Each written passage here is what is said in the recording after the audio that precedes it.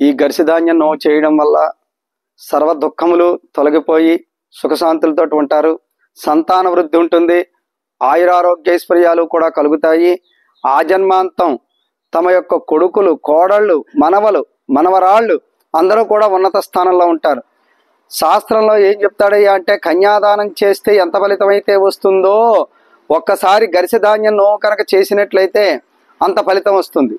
ఎందువల్లంటే ఈ రాశి పోసినటువంటి పాపాలు, వాళ్ళ వంశంలో ఎవరైనా పాప పుణ్యములు ఏవైనా ఉన్నప్పటికీ కూడా వాళ్ళందరూ కూడా మోక్ష సాన్నిధ్యాన్ని పొంది శివానుగ్రహంతో నిత్యము సుఖశాంతులతోటి ఉండేటువంటి గొప్పదైనటువంటి వ్రతం ఈ యొక్క గరిసిధాన్య వ్రతం.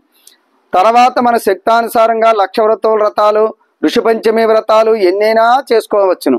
ఏం చేసుకోవాలనుకున్నప్పటికీ కూడా సంప్రదించినట్లయితే నా సాయశక్తుల అందరికీ కూడా చేయించగలవాడను. ఈ యొక్క వ్రతాలని చేయడం వల్ల ఉన్నతమైనటువంటి స్థానాల్లో ఆ పిల్లలు అందరూ కూడా సుఖశాంతులతో ఉంటారు. మనకి భగవంతుడు ఎంతో ద్రవ్యాన్ని ఇచ్చాడు. ఆ ద్రవ్యం అంతటినీ కూడా మనం అనుభవించలేం. ఇంత చేసి గుప్పుడు అన్నం తింటాం, దానికోసం తాపత్రయం పడిపోతాం. ఏమిటి ఉపయోగం?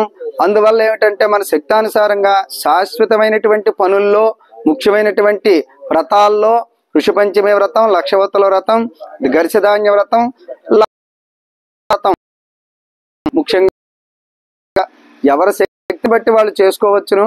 దయచేసి చేసుకోదలిచినట్లయితే అడక్క కాశీ విశ్వనాథ శాస్త్రి శ్రీ విద్యాపీఠం 9848427764 సంప్రదించినట్లయితే అందరికీ సహాయ సహకారాలతో విశేషంగా చేయించగలవారం. శివానుగ్రహ సిద్ధిరస్తు. తదాస్తు. స్వస్తి.